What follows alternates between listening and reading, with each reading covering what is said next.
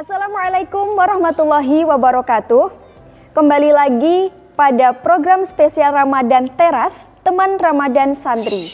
Sore hari ini saya sudah bersama dengan narasumber yang Masya Allah luar biasa, Ning Devi Maira Sarah. Assalamualaikum Ning. Waalaikumsalam warahmatullahi wabarakatuh. Sehat nih? Alhamdulillah sehat. Alhamdulillahirabbil alamin. Langsung saja pada sore hari ini kita akan ngobrol seputar saleh spiritual, soleh sosial. Nah, sekarang kan kita berada di bulan Ramadan, gih nih. Ramadan itu merupakan momen untuk membentuk kesalehan secara spiritual dan kesalehan secara sosial.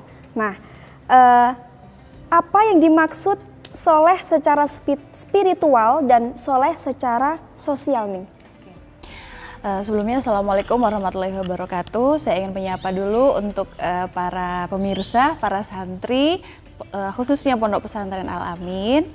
Pada kesempatan kali ini saya diberi kesempatan untuk berbicara sedikit tentang saleh spiritual dan kesalehan secara sosial.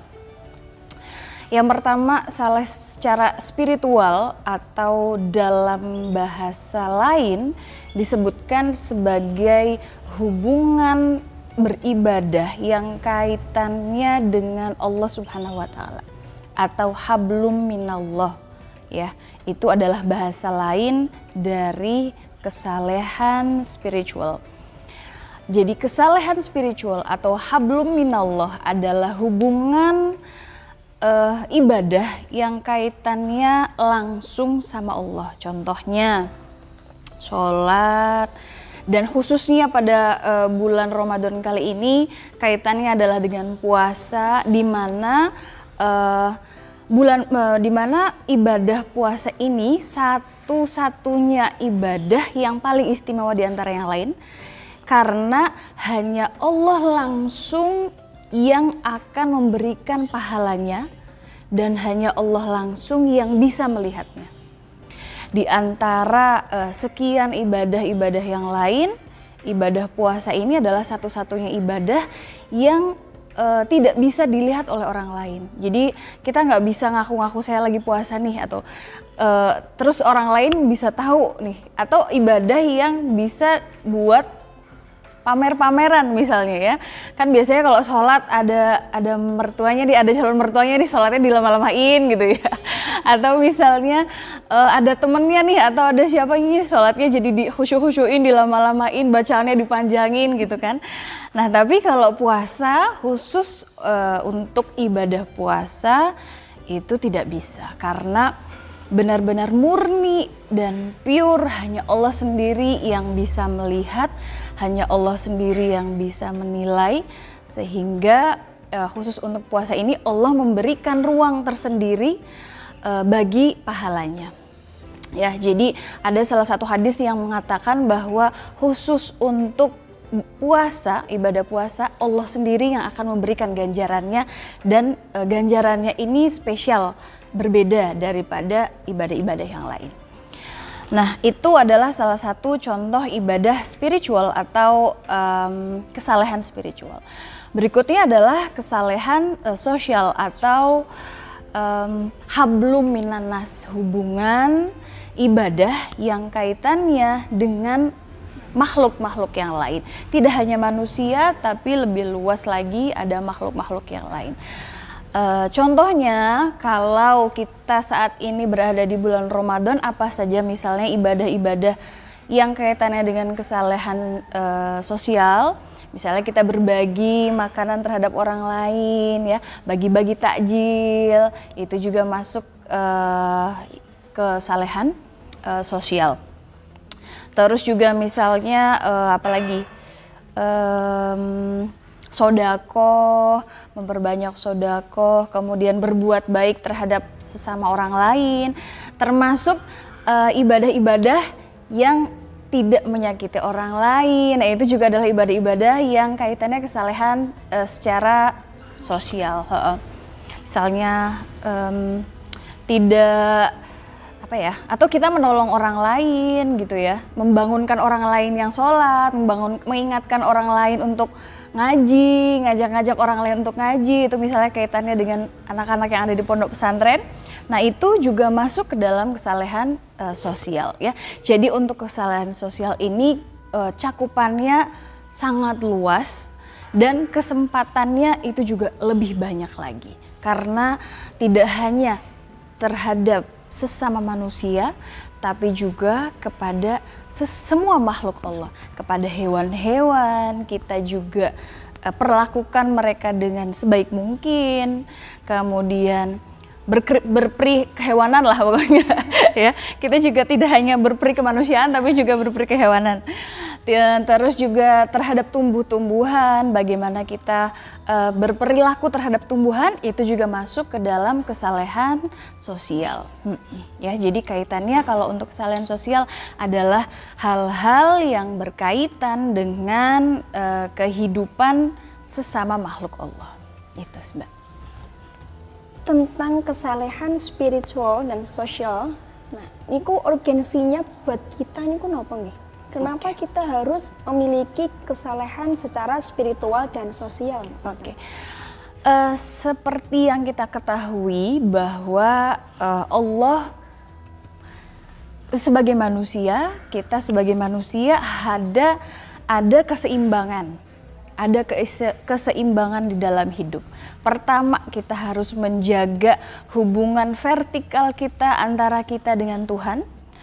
Tapi di sisi lain kita juga harus menjaga hubungan horizontal kita antara manusia dengan makhluk sesamanya.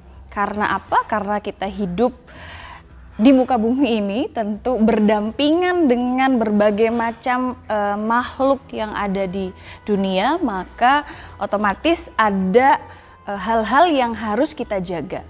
Apa saja hak-haknya, karena kita hidup berdampingan, masing-masing juga memiliki hak yang sama, maka ada akhlak yang harus kita jaga, ada tingkah laku yang harus kita jaga, ada tingkah laku yang harus kita bina, ada ucapan yang harus kita jaga juga, supaya kita bisa hidup berdampingan dengan damai satu sama lain, gitu Mbak ya. Oke.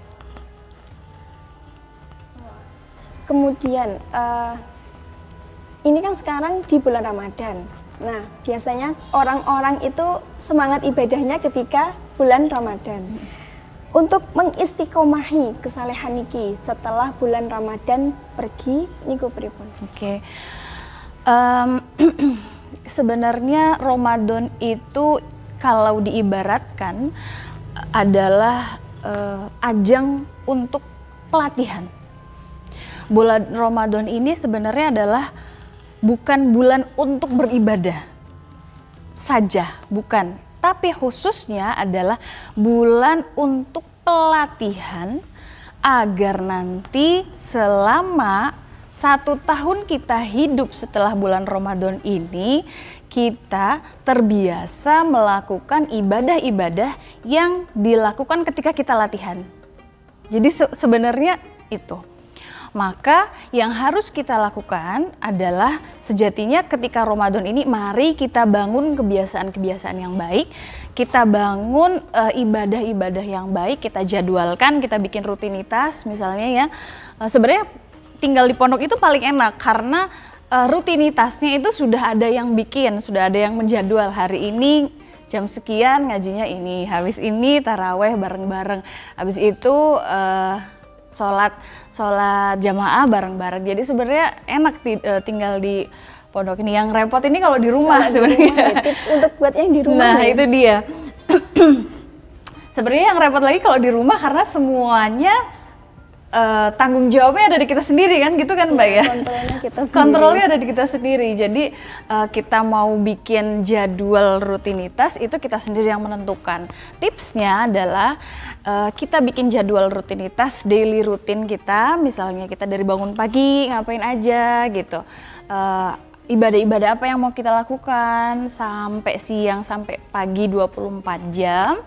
Nah, harapannya setelah Ramadan selesai, ibadah rutin yang kita lakukan di bulan Ramadan ini bisa berlanjut gitu sebenarnya. Bisa berlanjut sampai di bulan-bulan berikutnya. Jadi bukan berarti kalau sholat malamnya kalau Ramadan aja. Kalau Ramadannya selesai berarti kita nggak sholat malam lagi, atau misalnya kita jadi nggak rajin puasa lagi, atau kita jadi nggak ngomongin orang lagi. Kalau misalnya, karena kan biasanya jangan ngomongin orang di bulan puasa kan gitu ya.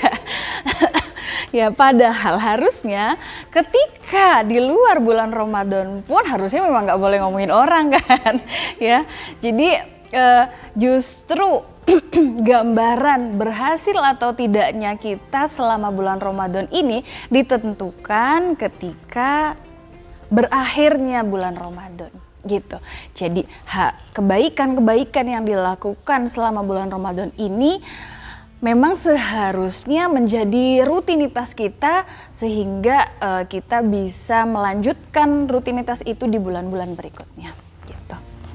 Nah tadi ya tipsnya bagaimana supaya ketika kalau di rumah kita bisa tetap kayak di pondok gitu misalnya. Kalau misalnya di rumah bisa dimulai dari kita menciptakan daily rutin, kita menjadwalkan diri, karena kalau nggak dijadwal susah Mbak. Iya nggak? Kalau aku sih, karena aku orangnya sangat terjadwal sekali kalau aku ya. Jadi kalau nggak di manage dengan baik waktunya, itu pasti akan terbuang dengan sia-sia, kayak tiba-tiba HP-an dan lama waktu udah berlalu sekali. Nggak sadar ternyata udah jam segini gitu kan. Kita nggak sadar, padahal ternyata waktu sudah berjalan dan terbuang sia-sia cukup lama. Jadi kalau teman-teman nanti sudah pulang ke pondok, mungkin yang bisa dilakukan diantaranya adalah menciptakan daily rutin, sehingga apa yang akan kita lakukan itu sudah ada acuannya gitu. Jadi kita nggak membuang waktu secara sia-sia gitu sih. Oke. Luar biasa sekali. Jadi kesalehan secara spiritual dan kesalehan sosial ini adalah dua hal yang saling berhubungan ya. Ada keseimbangan antara hubungan kita dengan Allah, hablum minallah, dan juga hubungan kita antar makhluk Allah, tidak hanya manusia, hablum minan nas. Nah, yang terakhir nih, agar kita tetap istiqomah menjaga kesalehan secara spiritual dan juga sosial, minta closing statement dari panjenengan. Oke.